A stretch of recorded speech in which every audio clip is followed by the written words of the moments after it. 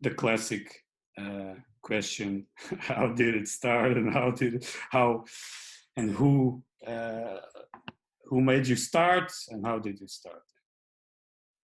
Yeah, so basically, I've both.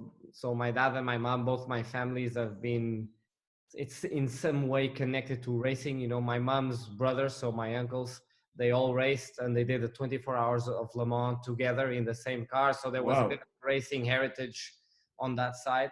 And then on my dad's side, you know, my granddad, he was the CEO of Castrol in Portugal. Right. Yeah. And then once he died, my dad took it over. So he never raced himself, but he had to be involved in a lot of motorsport events and as a sponsor and this and that.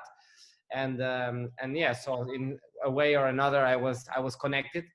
And then my oldest brother, João, he actually took me out for the first time in a racetrack, go-kart racetrack in Évora, in the like an hour and a half away from Lisbon. Right.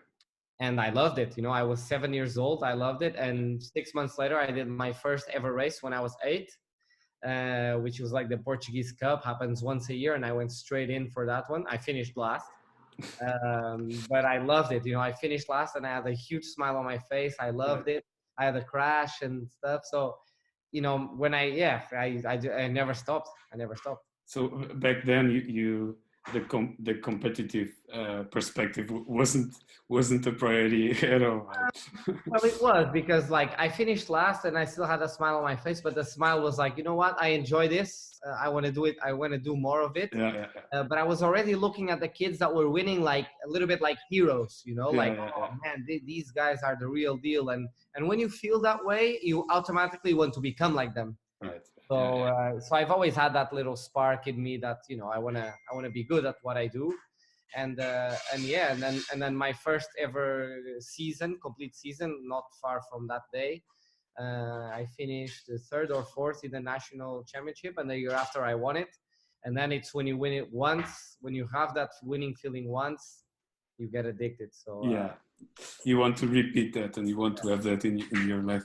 So just going briefly, then just a couple of years later, you moved to Italy, right? yes, Kind of moved to Italy, right? Yeah. you're well informed.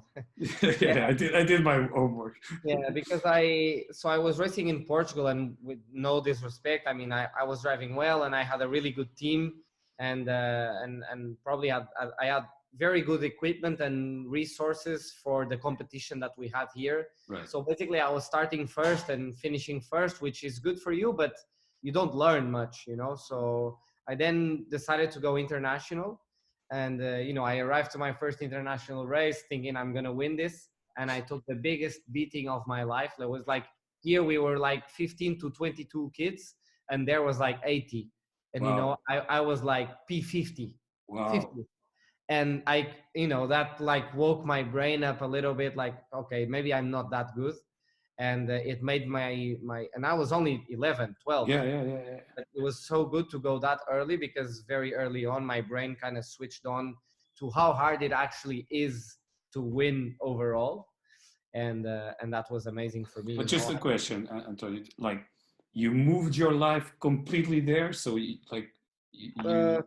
well, not immediately, no, and I never actually did completely. But Okay. what happened at the time was that all the kids that were winning, they were not studying. So at 13, 14, 15 years old, they were Wow. studying. They stopped completely, and they were Monday, Tuesday, Wednesday, Thursday on the go-kart. And then the weekends that they had races, they would race. The weekends that they wouldn't have races, they would not race. But Right. basically, they would wake up and be around the environment of racing. And me, Yeah. I was a normal kid going to school, and I went to school up to the 12th grade, which is the mandatory school here.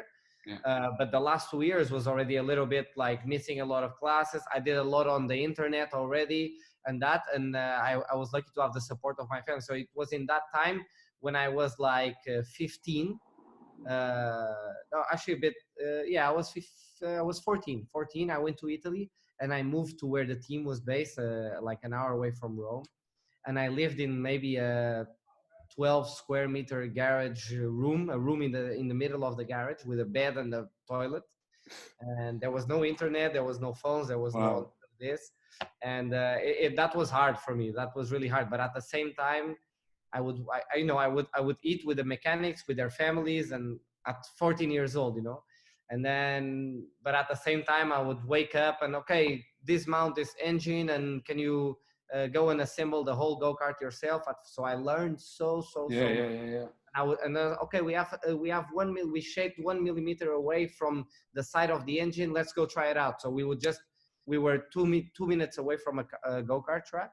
So I was full time for me at Yeah, 14. yeah, yeah. So I would do like a week or two there, then come back for a month, then a week or two there. That was really hard in terms of studying, but I managed to. I was never the best in class, but I could go through it. But on that, Antonio, you feel that back then, when you were in school or at the classroom, I can imagine that your mind was really wired somewhere else, Yeah. or did you feel like that, or Yeah, people often ask me like, "Oh, when did you realize that you wanted to be a race driver?" yeah, And it's always been the other way.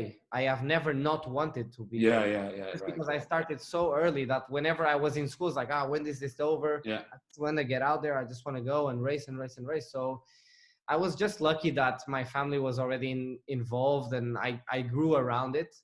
And yeah, it's always been my main focus. yeah. I think it sounds really that you were very lucky because I mean, in certain social contexts or society in general might have looked in a weird way for someone that really I know wants. a million cases of drivers that don't come from racing families, and they were actually quite good.